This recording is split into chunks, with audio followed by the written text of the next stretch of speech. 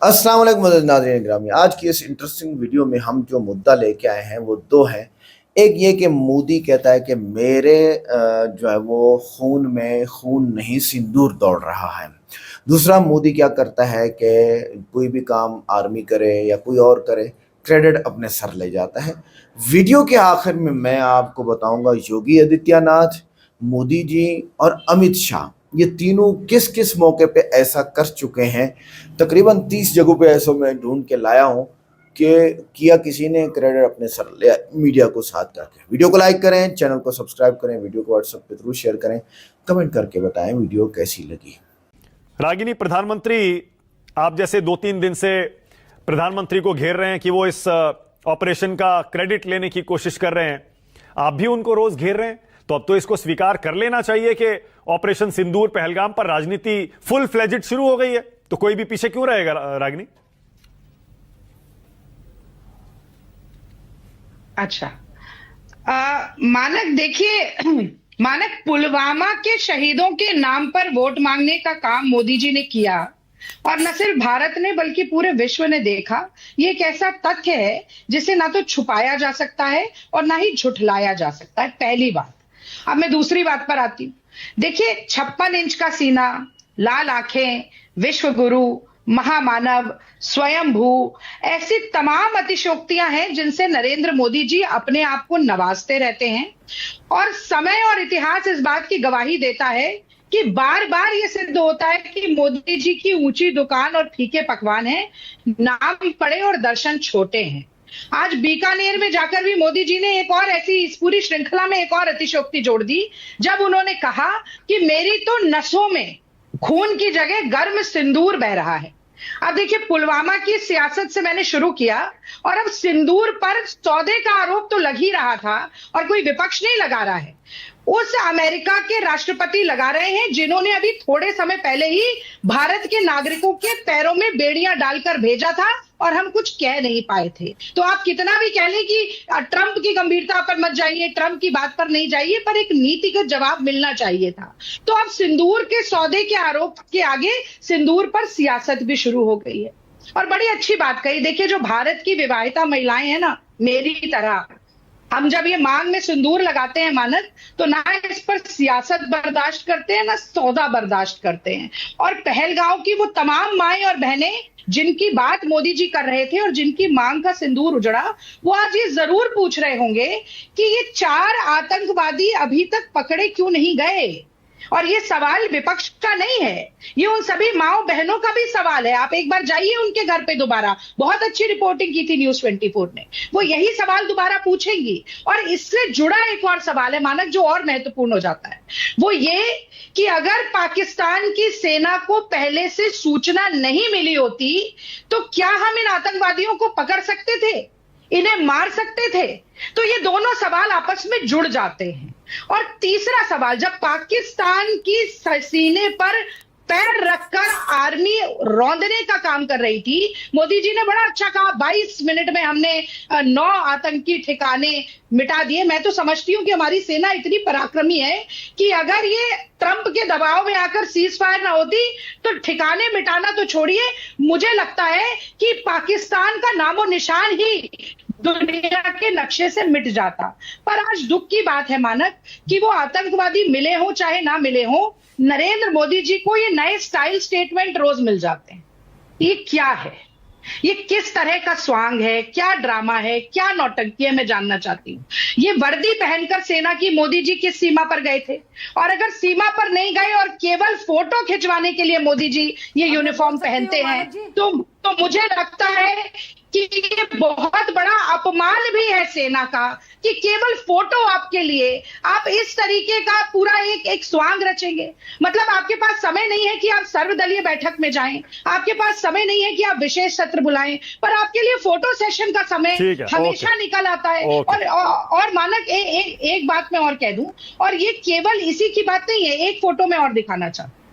चाहे कोविड के समय पर वैक्सीनेशन सर्टिफिकेट हो, मोदी जी के पास टाइम था फोटो खिंचवाने का, अभी इस वर्दी में फोटो खिंचवा ली। रेल की टिकट के ऊपर भी ऑपरेशन सिंदूर लेकर फोटो खिंचवा ली। तो भैया, मैं ये जानना चाहती हूं कि ये सियासत, सेना के शौर्य का श्रेय लपकना और उस पर राजनीति करना मोदी जी को, भारतीय जनता पार्टी को बंद करना चाहिए।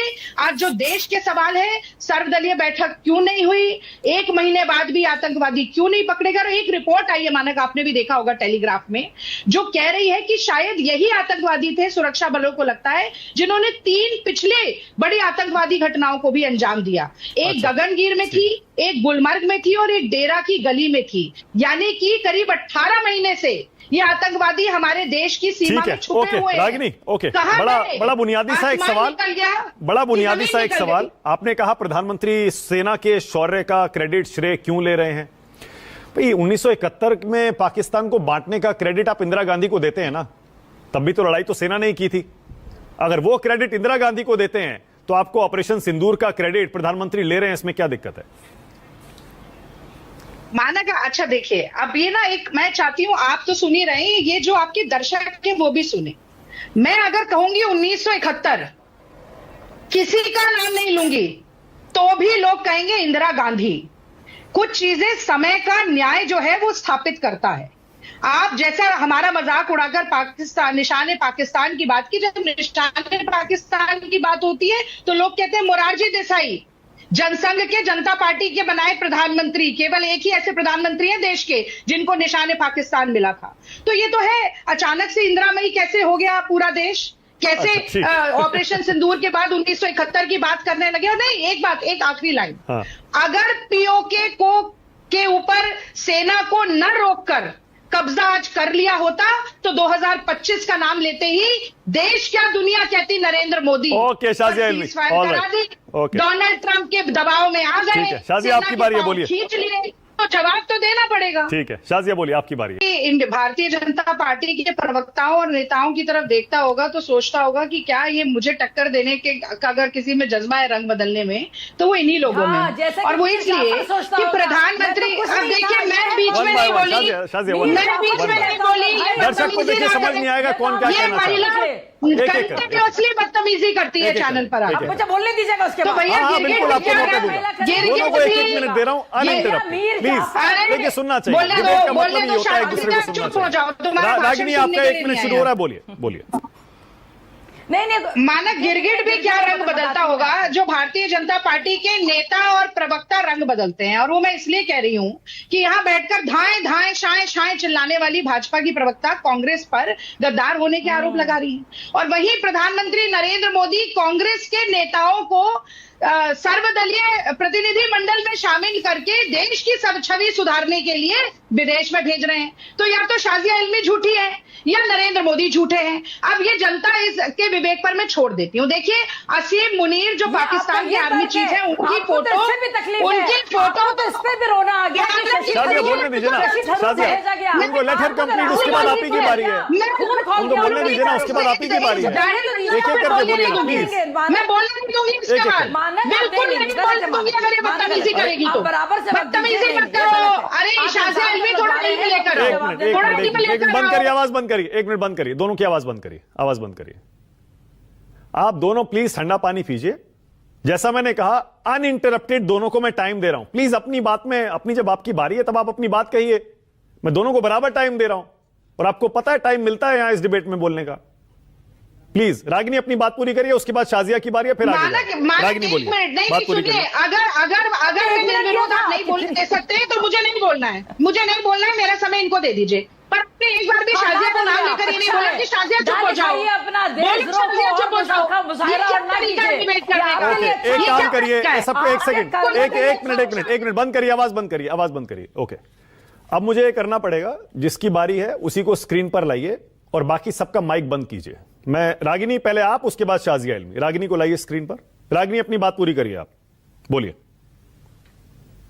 मानक, मैंने कहा कि विरोधाभास भारतीय जनता पार्टी की प्रवक्ता का इसी बात से पता चला है कि ये तो यहां बैठकर कांग्रेस पार्टी को पानी पी पी कर कोस रही हैं, और वहां नरेंद्र मोदी सर्वदलीय प्रतिनिधि मंडल में कांग्रेस के नेताओं को चुन चुनकर देश की छवि सुधारने के लिए विदेशों में भेज रहे हैं। तो ये किस तरीके का रंग बदलना हुआ भाई? पहला सवाल ये। दूसरा सवाल, पाकिस्तान के आर्मी चीफ मुनीर की फोटो को अपने ऑफिशियल ट्विटर अकाउंट से भारतीय जनता पार्टी प्रसारित करती है। अडवाणी जाकर जिन्ना की मजार पर रोते हैं, मुरारजी देसाई जिया उल हक को फोन कर रॉ की सारी गतिविधि बताते हैं और उन्हें निशाने पाकिस्तान मिल जाता है। अटल बिहारी वाजपेयी कारगिल के बाद भी पहले लाहौर की बस यात्रा चलवाते हैं, कारगिल होता है, फिर 2001 में शिमला में बुलाते हैं। नरेंद्र मोदी साड़ी शॉल डिप्लोमेसी करते हैं, बर्थडे केक खाने जाते हैं, ISI को बुलवाते हैं, जबरदस्ती की सीज फायर करके फर्स्ट मूवर खो देती है सेना, ऐसा कदम उठाते हैं और फिर जयशंकर उन्हीं के विदेश मंत्री आकर ठीक है, ओके। अब शाजिया को स्क्रीन पर लाइए। शाजिया आपकी बारी है, शाजिया बोलिए। देखिए रागिनी जी, इतनी कंफ्यूज हैं आप। जब शशि थरूर को हमारी पार्टी चूज करती है, कैसे ईर्ष्या के चलते आप लोग जो है जल भुन के राख हो जाते हैं। जल भुन के क्यों राख हो जाते हैं? क्योंकि शशि थरूर ने कहा है जो ऑपरेशन सिंदूर है वो कामयाब है और पाकिस्तान डिजर्व करता था और भारत की निर्णायक जीत है। ये आपसे बर्दाश्त हुआ नहीं। आप ही के सारे सीनियर लीडर्स कह रहे हैं कि पूरी तरह से देश के साथ हैं, इसीलिए मैं आपको, और आपकी गलती नहीं है, आप क्या कर सकती हैं बेचारी, आपको अपनी प्रवक्ता की जगह बचानी है, तो आपकी कोई गलती नहीं है रागिनी जी। मैं आप हाथ जोड़कर कहती हूं कि आपके खिलाफ मुझे कोई दिक्कत नहीं है। अब आपने क्या बोला? एक तरफ आप बोल रही हैं कि सैन्य शक्ति का है और क्या पराक्रम रहा, दूसरी तरफ कह रही हैं कि प्रधानमंत्री मल्लिकार्जुन खड़गे जी क्या कह रहे हैं, ये तो छोटी मोटी वार थी, इसमें तो कुछ हुआ ही नहीं। तो ये आप डिसाइड कर लीजिए। फिर आप ये सवाल पूछ रहे हैं दुनिया के सामने कि हमको क्या क्षति हुई, हमारा क्या नुकसान हुआ।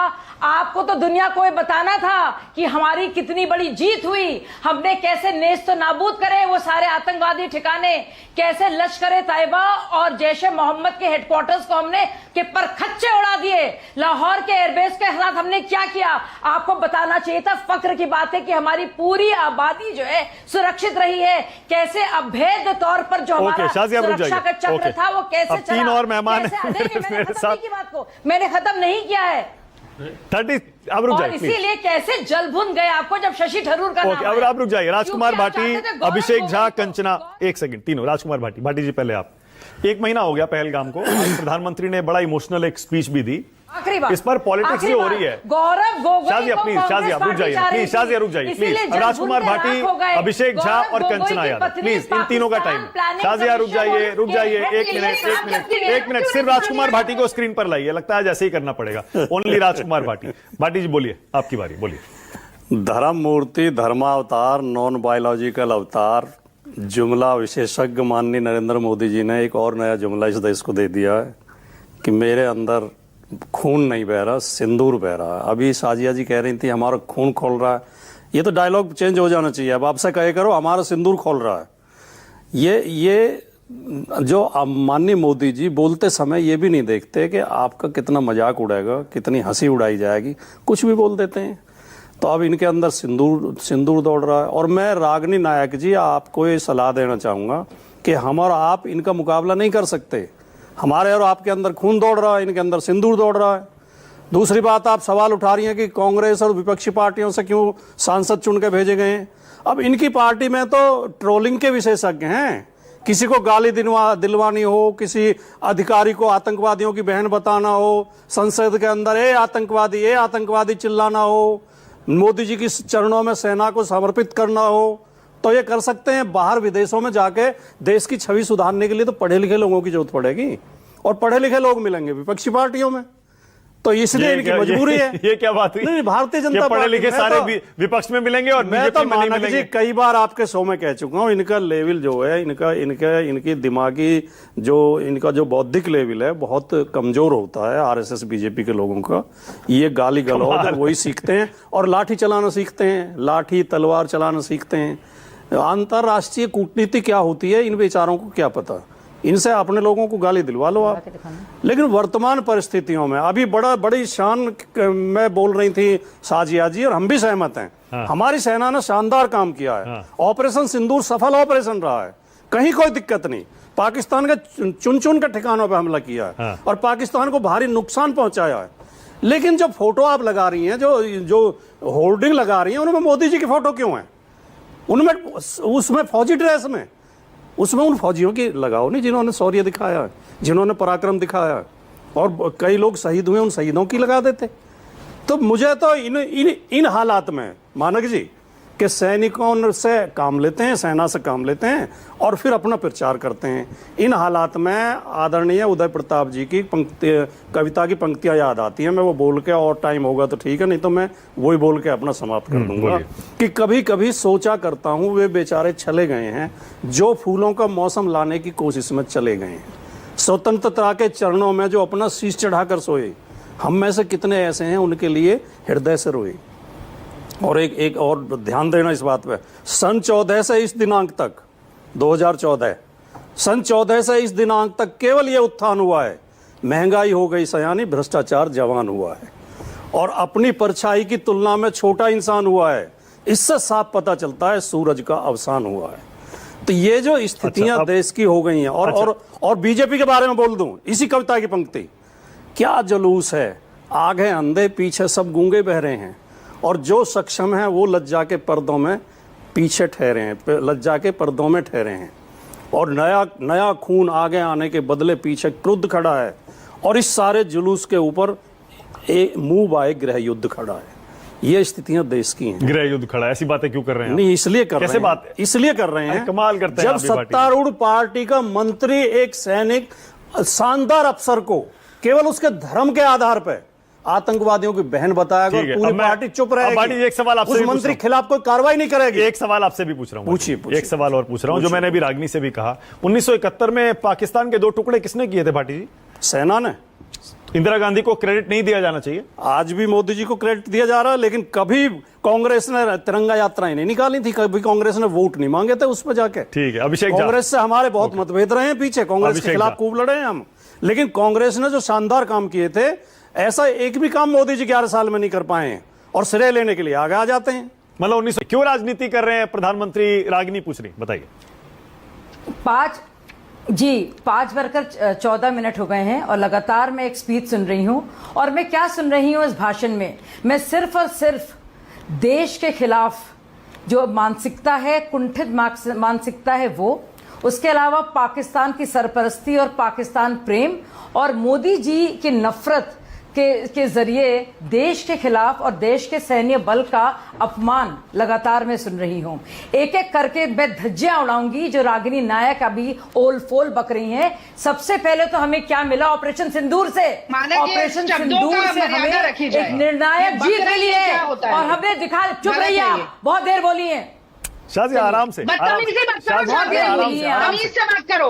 आपस में लड़ने के बजाय अपनी बात कहें। शाजी अपनी बात कहिए ना। इनकी बुजदिली और पाकिस्तान परस्ती, नहीं मैं अपनी बात बोल के रहूंगी और आपको उनको म्यूट करना पड़ेगा। और अपनी गंदी, मुझे बताओ जो अपनी कौम का नहीं हुआ वो किसका होगा? रागिनी प्लीज प्लीज चीखे नहीं, बकवास क्या बोल रही हैं? ठीक से बात करिए। क्या कहा अभी? ठीक से बात करिए। आप रिपीट कर सकते हैं? ऑडियो मेरा क्लियर नहीं है। नहीं कुछ नहीं, please no personal comment, no personal comment. Ragini please, Ragini सबने आपको सुना, 5 मिनट प्लीज आपको भी सुनना चाहिए। और शाजिया प्लीज आप भी शब्दों पर थोड़ा सा काबू रखें। शाजिया शब्दों पर काबू रखें। चलिए आगे चलिए।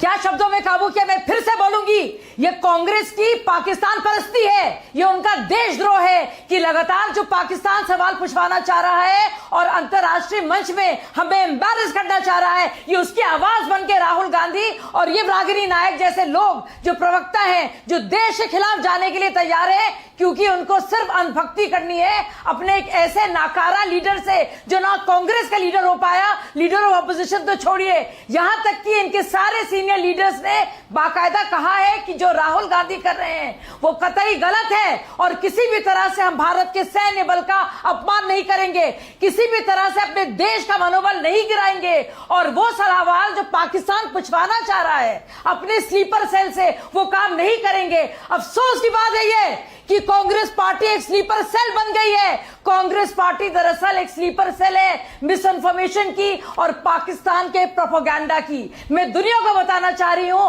कि जो सारा भाषण आपने अभी भी सुना है 8 मिनट का, ये उसमें सारे के सारे तथ्य मौजूद हैं कि किस तरह से वो सारे सवाल और वो जो झूठा नैरेटिव जो पाकिस्तान कर रहा है, जो लगातार कुछ अंतर्राष्ट्रीय अखबार करते हैं, जो सोरोस के बिके हुए लोग हैं, वो सारे काम जो है रागिनी नायक कर रही है राहुल गांधी के कहने पर। क्योंकि सुनिए एक एक करके मैं बताऊं, पीओके के बारे में बताऊं क्या हुआ था 1948 में, 47-48 में जब ट्राइबल्स आए थे क्या हुआ था आपको याद है? नेहरू जी, हम लोग जीत रहे थे, लेकिन नेहरू जी मामले को ले गए यूनाइटेड नेशंस में, अंतरराष्ट्रीयकरण किया।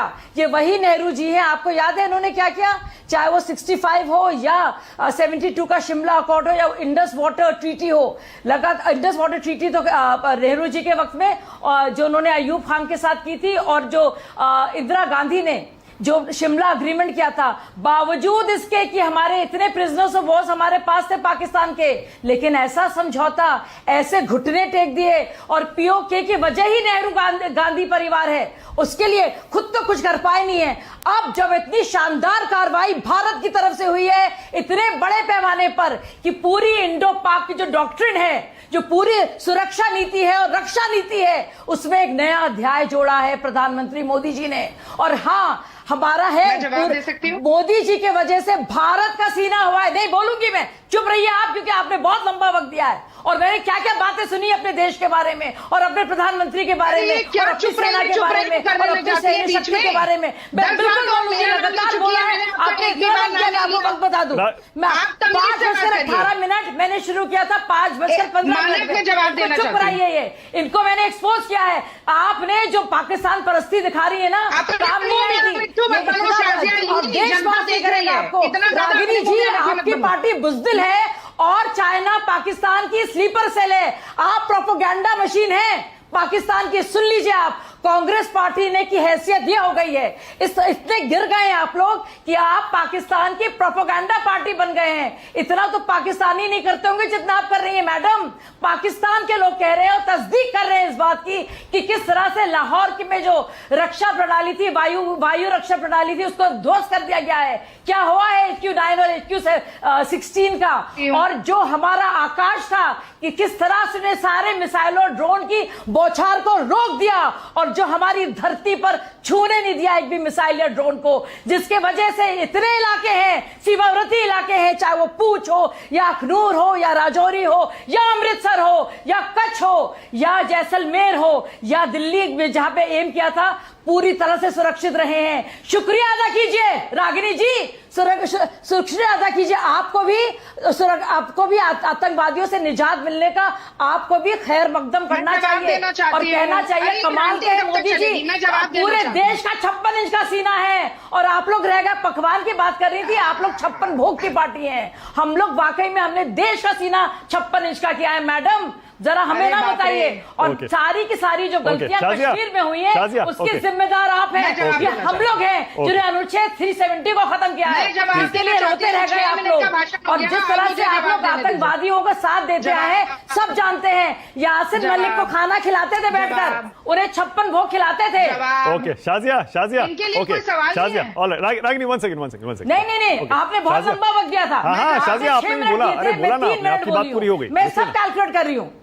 आपकी बात पूरी हो गई ना, रुकिए 1 सेकंड, मैं ये कह रहा हूँ थोड़ा पानी पी लीजिए। आप बहुत ज्यादा गुस्से में आ गई, पानी पी लीजिए, मैं बिल्कुल थोड़ा गले को आराम दीजिए। मैं दिल से बोल रही हूँ, मैं बहुत खुशी से बोल रही हूँ, मैं बहुत खुशी से बोल रही हूँ। मुझे बस अफसोस है और मेरा खून खोल रहा है ये कांग्रेस पार्टी जो पाकिस्तान का प्रोपेगेंडा मशीन बनी हुई है। ठीक है, मेरा खून खोल रहा है और देश के हर एक नागरिक का खून खोल रहा है। रुकिए ना, मैं ये कह रहा हूँ, रुकिए ना, एक मिनट, शाजिया, एक सेकंड,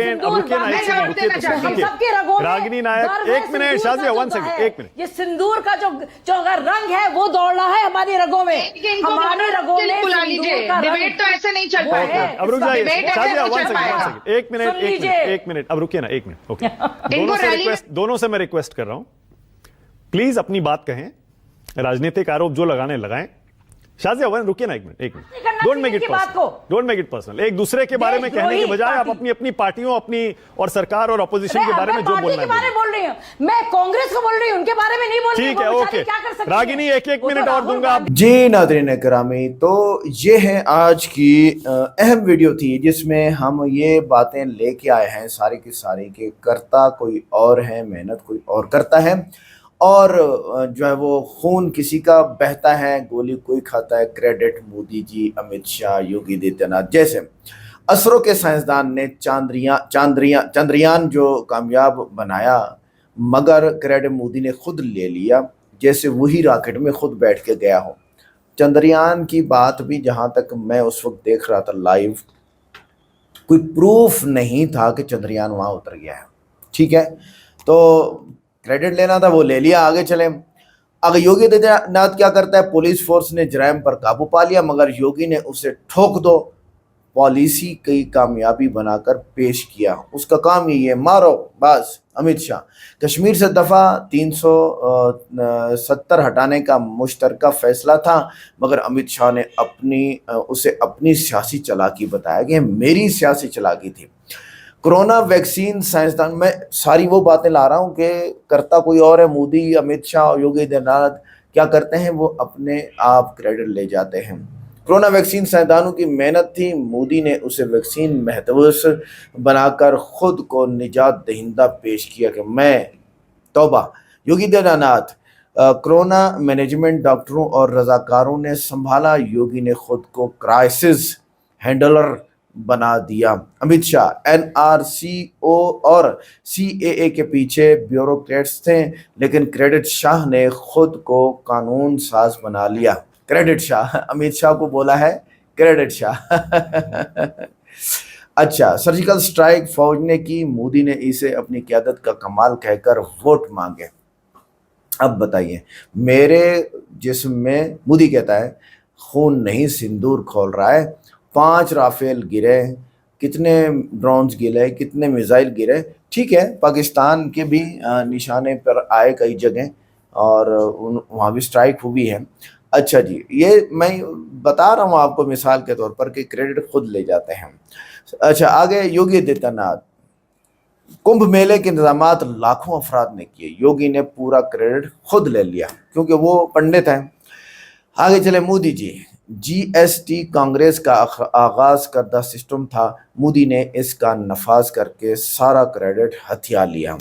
योगी आदित्यनाथ, अयोध्या के सुप्रीम कोर्ट का फैसला था, योगी ने अपने नज्म व नस्क की जीत बना दिया और राम मंदिर खड़ा करा दिया। अमित शाह, जम्मू कश्मीर की तकसीम आईनी अमल था, अमित शाह ने इसे अपनी दिलेरी और सियासी फतेह बनाकर पेश कर दिया। आजकल बैठे होते हैं ना वहाँ पार्लियामेंट में, तो बड़ी भीगी बिल्ली बन के बैठते हैं। Modi ji, make in India industry की आम तरक्की थी, मगर मोदी ने इसे अपनी सोच को फतह दिया। भाई वो तो मशावरत होती है, सब बताते हैं, इतनी चीज़ें मोदी के हाथ में कहाँ आ सकती हैं या उनके दिमाग में कहाँ आ सकती हैं। योगी आदित्यनाथ, सड़कों पर बिल्डोजर अदालत के अहकामात पर चले, योगी ने इसे अपने एक्शन का सबूत बना दिया। अमित शाह, दिल्ली पुलिस की कार्रवाइयां उनके महकमे का अमल था, मगर अमित शाह को मीडिया में दाद दी गई। अब बताएं जी, ये क्या क्या करते चले आ रहे हैं मोदी जी। फूड स्कीम रियासतों की मदद से चले, मगर मोदी ने मोदी का राशन का नारा खुद लगा दिया। मोदी का राशन हो, जैसे मोदी देता हो अल्लाह देने वाला होता है भाई। योगी आदित्यनाथ, इंफ्रास्ट्रक्चर मरकजी फंड से बना, मगर योगी हर इफ्तिताही तकरीर में खुद को सराहते रहे कि मैं हूँ, मैं ये करता हूँ। अमित शाह, कानूनी माहिरीन की मदद से यूनिफॉर्म सिविल कोड पर बहस हुई, मगर शाह ने खुद को रहनुमा बनाकर पेश कर दिया। अच्छा, स्कॉलरशिप पुरानी स्कीमें थी, मोदी ने नए नाम देकर अपनी कामयाबी के तौर पर दिखाए। इसी तरह योगी आदित्यनाथ ने रोड्स के नाम बदले जो मुसलमानों के थे, हिंदुओं के नाम रखे और क्रेडिट अपने आप को दे दिया। अमित शाह, सिक्योरिटी एजेंसियों की दहशतगर्दी पर कार्रवाइयां थी, मगर क्रेडिट अमित शाह को मिला। अजीब बातें देखो। अच्छा, आगे देखते हैं, मोदी, दिफाई सौदे फौज की जरूरत है, मगर मोदी ने इसे अपनी डिप्लोमेसी का नतीजा बता दिया। सारे क्रेडिट खुद लेते जा रहे हैं। योगी आदित्यनाथ, बच्चियों के लिए स्कीमें मरकज की थी, योगी ने रियासती कामयाबी के तौर पर पेश कर दी। अमित शाह, बंगाल की इंतखाबी मुहिम में कई लोगों की मेहनत थी, लेकिन अमित शाह ही चर्चा में रहे। मोदी जी, कोरोना की आलमी सतह पर जो तारीफ मिली वो रियासती हुकूमतों की काविश थी, मोदी ने तस्वीर खुद दिखाई अपनी। योगी आदित्यनाथ, नई फैक्ट्रियां पहले से जारी सरमायाकारी का नतीजा थी, योगी ने इसे अपनी पॉलिसी का कमाल बना के पेश कर दिया। अमित शाह, इंटेलिजेंस रिफॉर्मर्स पर अफसरान काम करते रहे, लेकिन शाह ने खुद को इसका मेमार यानी करता धरता बता दिया। अच्छा जी, आगे मोदी जी, स्मार्ट सिटी मंसूबा एक यूनियन प्रोजेक्ट था। मोदी ने हर शहर में अपने बैनर लगवा लिए। योगी आदित्यनाथ त्यौहार पर अमन रहे आवाम की समझदारी से, मगर योगी ने अपनी सख्ती को वजह बता दिया। अमित शाह करप्शन पर कार्रवाइयां एजेंसियां करती हैं, मगर मीडिया में इसका सेहरा अमित शाह के सर दे दिया जाता है। ये मैंने 30 एक बातें आपको अचानक बताई हैं। लाखों बातें ऐसी हैं, करते दूसरे हैं और क्रेडिट ये ले जाते हैं बीजेपी वाले।